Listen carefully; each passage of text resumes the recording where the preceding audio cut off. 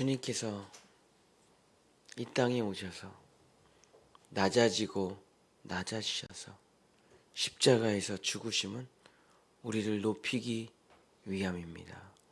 주 아버지, 낮은 자가 높아지는 그 하나님 나라의 비밀을 알게 하셔서 높아지려 하지 말고 낮은 자로 섬기며 발을 씻는 우리가 될 수 있도록, 그래서 하나님의 왕국을 살아갈 수 있도록 축복하여 주시옵소서. 예수 그리스도 이름으로 간절히 기도드렸습니다. 아멘. 오늘은 다윗의 천년 왕국 사무엘상하 두 번째, 왕을 원하는 이유라는 제목으로 하나님의 말씀을 전하고자 합니다. 사무엘은 이제 늙어서 죽을 때가 다 되었습니다. 그의 아들들이 제사장직을 물려받았습니다. 근데 그 위대한 사무엘의 아들들도 그 시대의 사조에 물들고 세상 풍파에 물들고 정욕에 빠져서 완전히 타락하고 말았습니다. 그들은 돈 때문에 자기 마음대로 돈을 많이 주면은 무조건 유리한 판결을 하는 그런 아주 나쁜 재판관들이었습니다. 사무엘상 8장 3절입니다. 사무엘상 8장 3절.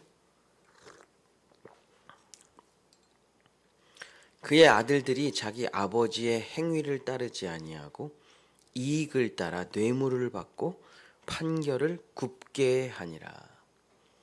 그래서 마지막 사사였던, 마지막 나라의 지도자였던 사무엘은 이제 다 늙었고 아들들은 완전히 타락했고 전쟁에서는 계속 패배하고 언약궤는 빼앗겼고 희망이 없는 거예요, 이 나라가.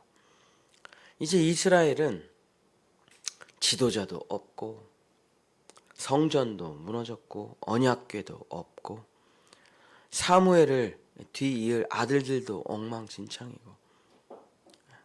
그래서 여기서 이 벼랑 끝에서 어떤 선택을 할 것인가, 이게 이제 인생을 결정짓는 아주 중요한 선택이죠. 벼랑 끝에서 마귀를 선택할 것인가, 벼랑 끝에서 주님을 선택할 것인가. 인생에서 벼랑 끝에 서지 않는 사람이 누가 있겠습니까? 다 벼랑 끝에 서는 거죠. 이 벼랑 끝에서 누구를 선택하느냐가 인생의 향방을 결정하게 되는 거죠. 인류 역사 전체는 언제나 사탄을 선택하죠. 언제나. 이스라엘 역시 출애굽 시대에서부터 수천 수만의 은혜와 기적을 경험했지만 이제 다시 완전히 하나님을 버리는 선택을 하게 됩니다. 그리고 이렇게 말을 합니다. 사무엘상 8장 5절. 사무엘을 찾아가 이스라엘 백성들이 이렇게 말을 합니다. 그에게 이르되 보소서, 당신은 늙고 당신의 아들들은 당신의 행위를 따르지 아니하니 모든 나라와 같이 우리에게 왕을 세워 우리를 다스리게 하소서 한지라. 이제 하나님은 필요 없다는 거죠. 하나님은 우리 삶에 제발 그만 등장하라고 하는 말입니다. 하나님 통치와 지배를 거부하겠다. 우리는 하나님을 이제 믿지 않겠다. 선포하는 거죠. 그러고선 사람을 왕으로 섬기겠다. 우리는 하나님은 이제 필요 없다. 사람이 낫다. 하나님보다. 이 선택을 하게 된 것입니다. 하나님께서 그 말의 의미를 알아들으셔요. 사람이 한 말의 의미. 사람을 왕으로 세우기를 원합니다. 사무엘상 8장 7절에 하나님은 그 말의 의미가 사람들의 그 사람들이 그 말을 한 중심이 뭔지를 아는 거죠. 여호와께서 사무엘에게 이르시되 백성이 내게 한 말을 다 들으라. 이는 그들이 너를 버림이 아니요 나를 버려 자기들의 왕이 되지 못하게 함이라. 인간 왕을 세운다고 하는 말은 그 마음의 중심에 무엇이 있느냐? 하나님을 버리고 하나님이 우리들의 왕이 되지 못하게 함이라. 이게 바로 인간의 선택이죠. 수많은 정치 지도자, 경제 지도자, 이 나라의 지도자들을 우리가 경험해 봤죠. 결론이 무엇입니까? 다 똑같죠. 다 똑같아. 다 결말이 비참합니다.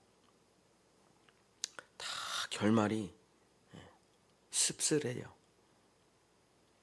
그러면 우리는 또 새로운 희망을 갖습니다. 다른 사람이 서면 다를 거야. 똑같죠. 아주 유명한 변호사님이 이런 말을 하더라고요. 이혼 전문 변호사인데 텔레비에 나와가지고 사람들이 이혼을 하면 너무 지옥 같으니까 사람들이 이혼을 하면은 굉장히 행복해질 거라고 생각을 하고 이혼을 하는 거죠. 이혼이라는 게 쉬운 일이 아니잖아요, 절대. 지금보다는 낫겠지. 이 지옥보다는 낫겠지. 그리고 정말 어렵게 이혼을 한다고 합니다. 근데 1년이 지나고 그 이혼하는 사람들을 만나면 70에서 80%는 자기가 이혼한 거를 정말 극히 후회한대요. 왜 후회를 하냐? 1년 정도는 행복하대요. 남자들은 맨날 운동하고 술 먹고 자기 마음대로 살아도 잔소리할 사람 아무도 없으니까 너무 행복하고, 여자들은 맨날 두들겨 패고 늦게 들어오고 밥 안 차려도 되고 그러고 행복하고. 근데 1년이 지나고 나니까 왜 옛날보다 더 불행하십니까? 라고 물어봤더니 1등이 뭐냐면, 남자들은 이 성적인 욕망을 해소할 수가 없잖아요. 아내가 없으니까. 그러니까 그걸 다 돈으로 막 이렇게 푸는 거예요. 나쁜 짓으로, 음란한 짓으로, 술집을 다니면서. 그러면서 그게 아내가 없다는 게 얼마나 비참하다는 걸 이제 그때 남자들은 알게 된대요. 여자들은 돈이 없는 거예요. 한 푼도. 경제적인 돈이, 능력이 없는 거예요. 그래서 자기가 정말 생활비를 벌려고 아침부터 저녁까지 죽어라고 일을 해야 되니까 그게 그렇게 힘든 거예요. 이혼을 했더니 우리가 더 좋아졌을까? 라고 생각해 보면 다 후회한대요. 그래서 이제 자기를 시장에 던집니다. 새로운 마켓에, 돌싱들의 모임, 이런 마켓에다가 재혼 이런 데 던져요. 근데 그들의 선택이 재혼을 해가지고 더 행복한 사람이 있느냐? 퍼센테이지가 더 떨어져요. 혼자 사는 것보다. 그러니까 우리가 정말 절망의 자리에 섰을 때 과연 어떤 선택을 하는가? 이것이 우리의 인생을 결정하는데, 인류 역사는 우리에게 대답을 해준다. 그 사람이 그 사람이다. 그 사람이 그 사람이다. 나아질 게 없다. 사람이라는 건 다 똑같다. 누구를 만나도. 하나님을 선택하는 것이 인생을 새롭게 바꾸는, 상황을 바꾸는 게 아니라, 사람을 바꾸는 게 아니라, 환경을 바꾸는 게 아니라, 사람과 환경과 모든 것을 바꿀 수 있는 하나님을 선택하는 것이 가장 위대한 선택이라고 성경은 말을 하고 있는 겁니다. 즉 우리는 이제 하나님을 선택하지 않겠습니다. 사람을 섬기겠어요. 그랬더니 하나님이 뭐라고 말씀하시냐? 사무엘상 8장 8절. 내가 그들을 애굽에서 인도하여 낸 날부터 오늘까지 그들이 모든 행사로 나를 버리고 다른 신들을 섬김같이 내게도 그리하는도다. 하나님이 뭐라고 말씀하십니까? 알고 있다 이거야. 니네가 나를 버릴 거라는 걸 나는 창세로부터 지금까지 언제나 당해왔다 이거야. 놀랄 일도 아니라 니네가 나를 버린 게 한두 번이냐 이거예요. 이제는 우리는 하나님 안 믿겠습니다. 우리는 우리끼리 살게요. 우리가 왕을 세워가지고. 하나님이 전혀 놀라시질 않아요. 이 이야기에. 왜? 아담 때부터 들어왔던 얘기잖아요. 이 얘기가 하나님의 배신의 역사, 버림당함의 역사, 모든 것을 다 내어주시니까. 아니 내어주신이라고 말할 수가 없죠. 그는 창조주신데 선지하신이에요. 우리를 만드시고 우리에게 생명을 넣으시고 에덴 동산을 주시고 모든 것을 다 주셨는데도 배신을 당해요. 조롱을 당해요. 수치를 당해요. 버림을 당해요. 어떻게 이런 일이 있을 수가 있죠? 어떻게? 근데 놀랍지도 않아요. 하나님이. 이 성경 구절이 더 놀라워.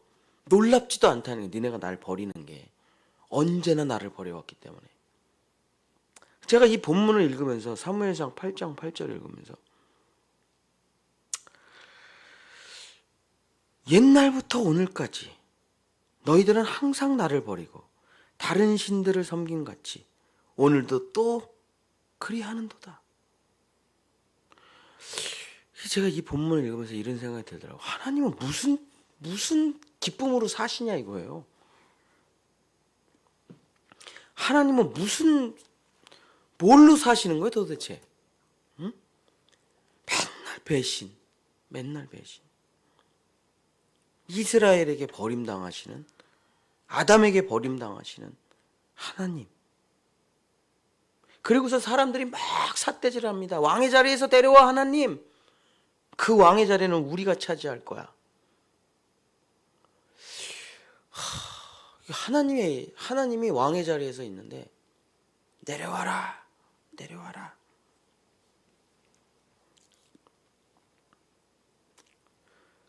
하나님의 기분이 어떠실까? 하나님의 기분이. 근데 하나님이 참 착하셔요. 이제 다른 표현을 모르겠어요. 하나님이 너무 착하셔요. 사람들이 왕의 자리에서 내려와. 하나님은 이제 내려와. 우리가 왕을 세울 거야. 하나님이 조용히 그 자리에서 내려오세요. 그리고 사람을 왕으로 세워주셔요. 왜 이렇게 착하신 거예요? 그냥 번개를 치시면 되잖아요. 그냥 천둥 번개를 치시면 되는데 하나님은 그 사람들에게 당하시는 그 조롱과 수치를 도대체 어떻게 버티시고 사실까? 사랑하는 나의 사람들에게 계속 무시당하고 멸시당하고 배신당하시는 것을 도대체 어떻게 버텨내실까? 근데 사실 이 질문하고 똑같죠. 이 질문이 부모는 자녀를 어떻게 키울까요? 부모는 자녀를 어떻게 키울까요? 어떻게 견딜까요? 맨날 배신하고 맨날 말 안 듣고 모든 것을 다 주는데도 엄마가 뭘 알아? 아빠가 뭘 알아? 내 인생은 내 거야. 야, 내가 너의 창조주야. 내가 너의 학비를 다 대고 내가 너의 옷을 다 대고 내가 너의 핸드폰을 다 대고 내가 너를 아침 점심 저녁을 먹여. 말 안 들어요. 어떻게 말을 안 들을 수가 있죠? 집에서 개를 길러도 개가 그렇게 날 따라다닐 텐데 사람은 말을 안 들어요. 당신이 나한테 해준 게 뭐가 있냐 이거예요. 왕의 자리에서 내려오래. 내가 내 인생을 알아서 살겠다. 여러분 어떻게 버티고 사십니까? 그 자식들의 조롱과 수치를. 이사야 49장 15절 16절에 하나님이 자기가 어떻게 버티고 사는지를 기록을 해놓으셨어요. 우리도 똑같아요. 그죠? 자녀를 기르는 부모들은 다 똑같죠. 이사야 49장 15절 16절 여인이 어찌 그 젖먹는 자식을 잊겠으며 자기 태에서 난 아들을 긍휼히 여기지 않겠느냐. 그들은 혹시 잊을지라도 나는 너를 잊지 아니할 것이라. 내가 너를 내 손바닥에 새겼고 너의 성벽이 항상 내 앞에 있나니. 자식은 날 버릴 수 있어요. 자식은 날 배신할 수 있어요. 부모는 자식을 버릴 수가 없는 거죠. 내가 어찌 내 태에서 난 자녀를 버릴 수가 있겠냐, 잊을 수가 있겠냐. 너가 나의 손바닥에 새겨져 있는데. 이게 하나님이 좀 이스라엘 진짜 너무한 거 아닙니까? 너무하잖아요, 정말. 앞으로는 더 너무할 텐데. 우리나라는 괜찮습니까? 진짜 아무것도 없는 나라, 정말. 꽁보리죽이 인생이었던 나라, 전쟁으로 짓밟히고 위안부로 끌려가던 나라. 남자들은 노예, 여자들은 위안부로 끌려가던 나라. 하나님이 구원하셔서 세계 군사강국 6위, 경제강국 10위로 만들어주시고 건물마다 하나씩 교회를 세워주신 그 하나님의 은혜 어디 있습니까? 다 지워버렸죠. 그러고선 지금 미치도록, 조금만 나가도 미치도록 싸우죠. 인간 왕을 세우자. 이쪽에서는 이쪽 왕을 세우겠다 하고 저쪽에서는 저쪽 왕을 세우겠다 하고 인간 왕을 세웠나. 이 나라가 뭐 이스라엘이나 우리나라랑 다를 게 뭐가 있습니까? 하나님이 우리나라를 보시면서 똑같은 얘기 하겠죠. 내가 너희를 젖먹이와 같은 죽을 수밖에 없는 버려진 핏덩이를 내가 아름다운 왕자로 아름다운 공주로 만들어줬거늘 네가 나를 죽이고 왕이 되려고 하느냐. 인간적으로는 이게 견딜 수가 없는 거죠. 근데 하나님은 견디십니다. 이 조롱과 수치와 배신을. 왜? 부모니까요. 다른 이유가 없어요. 하나님이 왜 인간의 이런 배신을 견디십니까? 천사는 용서하지 않습니다. 영원히 지옥에 버려버리죠. 근데 사람은 끊임없이 용서해 주세요. 왜? 부모님이니까 그러죠. 하나님이 아빠 아버지니까. 다른 어떤 이도 못 해내요. 근데 부모가 그거를 견디고 이겨내는 이유는 뭡니까? 그럼 자녀의 배신의 아픔이 큽니까? 부모의 사랑이 큽니까? 언제나 사랑이 크죠. 배신의 아픔 이루 말할 수 없죠.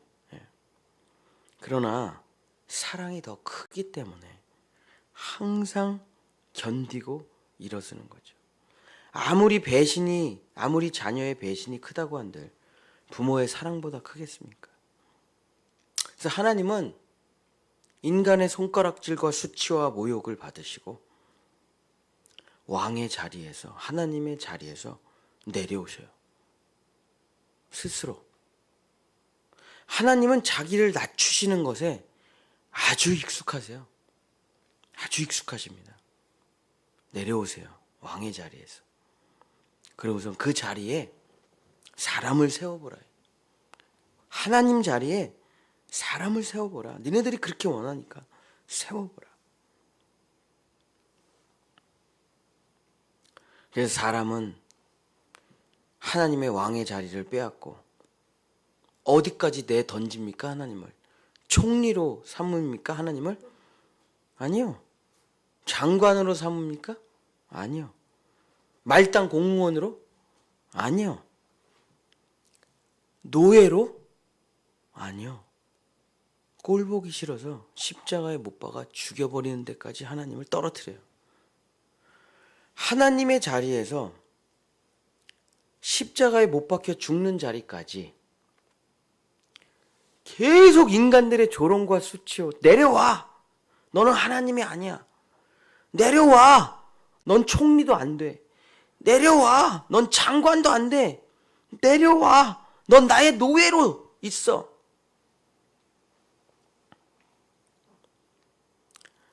요즘 그리스도인들은 하나님을 다 노예로 쓰죠. 그죠?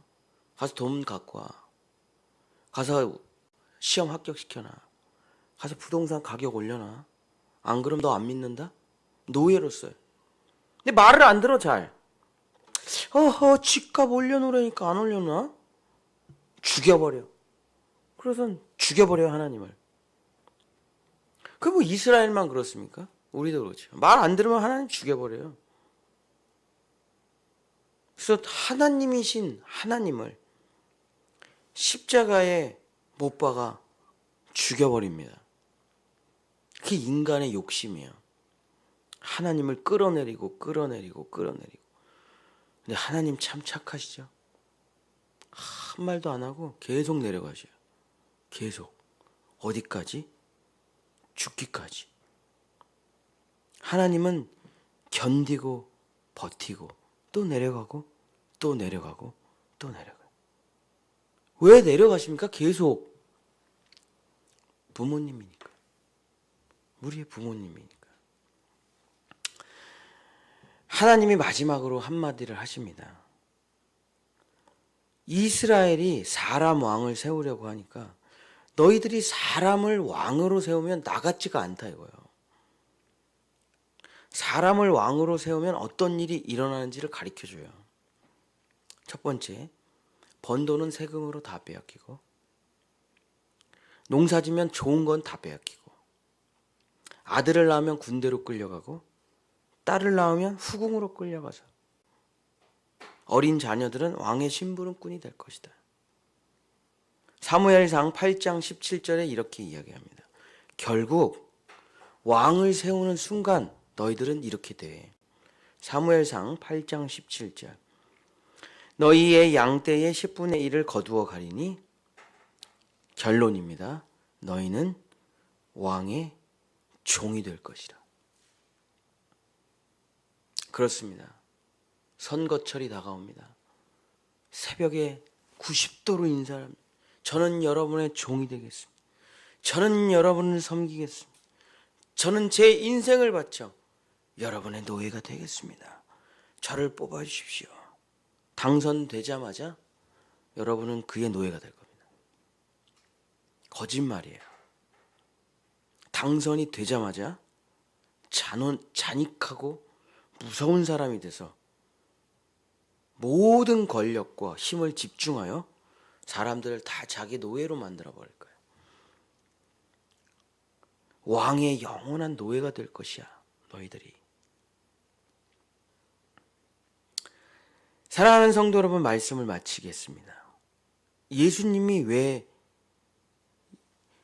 예수님이 이제 내려가서 죽어야 된단 말이에요. 세상에 내려가서 대속제물로 죽어야 돼요.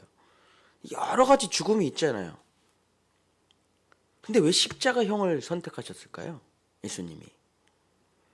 뭐 능지처참도 있고, 목이 잘리는 참수형도 있고, 감옥에서 무기징역도 있고, 뭐 별의별 게 많잖아요. 뭐 유관순처럼 고문당해 죽을 수도 있고. 근데 우리 감신대 바로 밑에가 서대문 형무소예요. 심심하면 제가 가는데 거기 가면 유관순이 어떻게 죽었는지 기록이 다 있습니다. 고문당한 기록, 수치와 조롱을 당한 기록, 옷을 벗기고 인두로 그 유두를 다 지져버리고 성적 조롱과 손톱과 살 사이에 나무꼬챙이로 찌르고 요만한 박스에다가 유관순을 넣어가지고 이만한 못을 때려박고 계곡과 언덕에서 굴리고. 처참하기는 유관순이 진짜 처참하긴 하더라. 뭐 유관순뿐이겠습니까? 근데 왜 예수님이 십자가형을 골랐을까? 유관순처럼 죽어도 될 텐데. 유관순처럼 죽으면요 영웅이 돼요. 영웅이. 예수님은 영웅이 돼서는 안 되잖아요. 이타적인 죽음을 살아서 사람들한테 존경을 받아서도 안 된다니까요. 어우, 예수님 대단하셔. 이타적인 삶을 사셔가지고 다른 사람을 구원하시기 위해 죽으셨네. 대단하셔. 이렇게 죽으면 안 돼요. 자기의 영광이 드러나잖아요. 완전한 죄인으로 죽으셔야 되는데. 그 당시에 십자가 처형이라는 것은 영광이 하나도 없어요. 지금은 이렇게 십자가를 이렇게 들면은 사람들이 예수 그리스도의 십자가와 부활. 우리는 이게 십자가가 뭔지를 전혀 모른다니까요. 우리는 이미 종교적 상징이 된 이후에 태어났기 때문에 우리는 십자가가 끔찍하지가 않아요. 십자가를 아름답게 생각해요. 무슨 루이비통의 모양처럼. 아름다워. 근데 그 당시에 이렇게 십자가를 들잖아요. 사람들이 정말 쳐다보지 못할 정도로 끔찍한 사형이 바로 십자가 처형입니다. 로마의 반란을 일으킨 노예들을 짓밟아서 가장 끔찍하게 죽이는 처형이 바로 십자가의 처형이기 때문에 십자가의 처형은 영광이 없어요. 인정이 없어요. 오직 조롱과 수치뿐이에요. 예수님이 왜 십자가의 처형을 당하셨나? 우리가 사무엘상에 나오는 것처럼 우리가 스스로 마귀의 노예가 되고 스스로 종이 됐기 때문에 노예된 우리를 구원하시기 위해서 스스로 인간의 가장 밑바닥에 노예가 돼서 십자가에서 죽으시는 겁니다.